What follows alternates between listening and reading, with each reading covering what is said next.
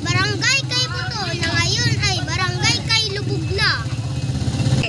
Tignan niyo po ang baha. Talagang lubog na ang mga residente. Ayan na naman tayo. Puro baha na naman dito.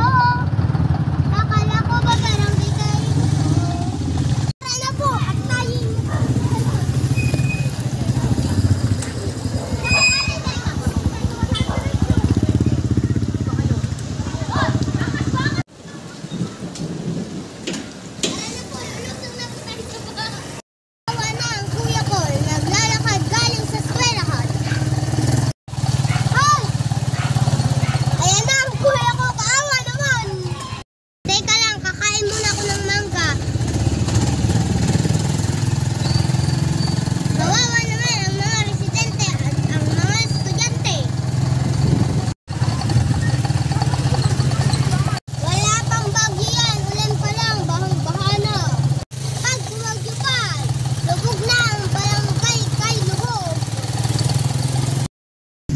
Masusolusyonan ang barangay